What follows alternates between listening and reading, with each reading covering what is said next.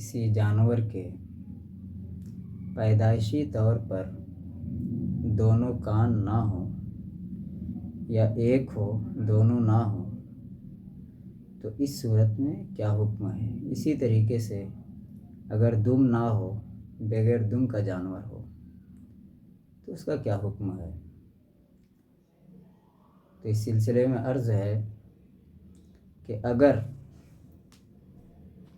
पैदाइशी तौर पर किसी जानवर के दोनों कान ना हो या एक कान हो दूसरा कान ना हो, इसी तरीके से दुम भी ना हो, तो ऐसे जानवर की कुर्बानी नहीं होगी।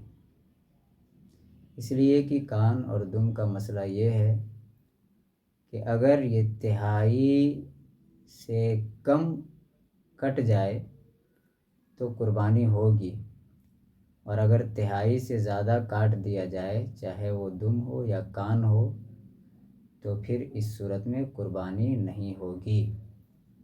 तो जब तिहाई से ज़्यादा कान कट जाए या तिहाई से ज़्यादा दुम कट जाए तब कुर्बानी नहीं होती है। तो अगर मौजूद ही ना हो, पैदाइशी तौर पर ही ना कान हो ना दुम हो, तो ऐसी सूरत में ऐसे जानवर की कुर्बानी भला कैसे हो सकती है। इसलिए ऐसे जानवर की कुर्बानी नहीं होगी जिसके दोनों कान पैदाइशी तौर पर ना हो या दुम ना हो। हाँ, अगर कटी हुई हो तो आप देखेंगे, अगर तिहाई से कम कटी है तो कुर्बानी हो जाएगी, तिहाई से ज़्यादा कटी है तो कुर्बानी नहीं होगी। इसी तरीके से एक सवाल है कि जिस जानवर का पैदाइशी तौर पर दांत ना हो, मान लीजिए बकरी है या बकरा 1 साल का हो गया, या गाय बैल है 2 साल का हो गया, ऊँट है 5 साल का हो गया, लेकिन फिर भी दांत नहीं आए, तो क्या ऐसे जानवर की कुर्बानी हो जाएगी। या दांत आ गया है, 1 साल का बकरा है, बकरी है, या 2 साल का भैंस है, बैल है, गाय है, दांत है लेकिन दांत किसी वजह से टूट गया या झड़ गया, तो क्या ऐसी सूरत में कुर्बानी हो जाएगी।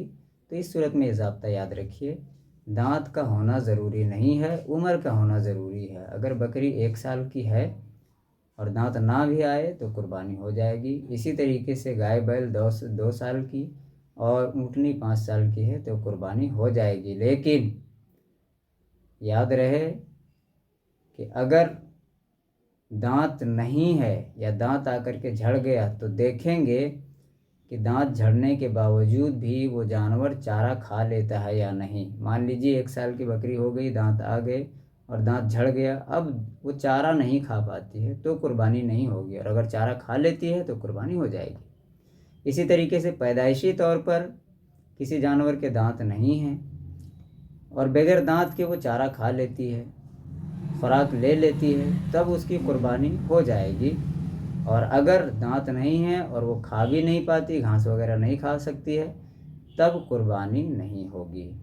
उम्मीद है ये मसला आपको समझ में आ गया होगा। इसी तरीके से एक मसला है कि अगर किसी बकरी या बकरे की ज़बान कटी हो तो क्या हुक्म है, क्या ऐसे जानवर की कुर्बानी हो जाएगी।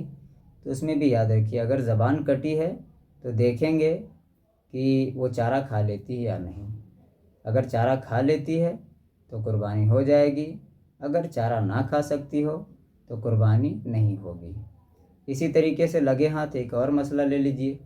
मसला ये है कि अगर किसी जानवर के थन कट गए हों तो उसकी कुर्बानी होगी या नहीं। तो याद रखिएगा, बकरी जो होती है इसमें 2 थन होते हैं और बड़ा जानवर इसमें 4 थन होते हैं।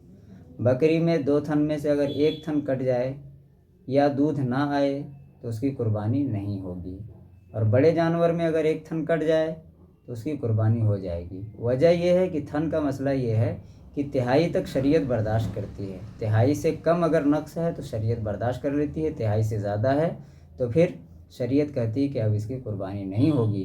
तो जब बकरी में एक थन खुश्क हो जाए, इसका मतलब तिहाई नहीं, तिहाई से ज़्यादा हो गया, 50% वो ख़त्म हो गई उसकी अफादियत, और इसकी जो उससे जो फ़वाद हासिल होते हैं वो 50% ख़त्म हो गया, इसलिए उसकी कुर्बानी नहीं होगी। लेकिन बड़े जानवर में चूँकि 4 थन होते हैं, 4 लरें होती है, तो अब अगर एक ख़राब हो जाए تو ایک کی منفعت ضائع ہوگی، لیکن اس کے باوجود بھی تہائی سے کم خراب ہوئی ہے، تہائی سے زیادہ نہیں، اس لیے اس کی قربانی ہو جائے گی۔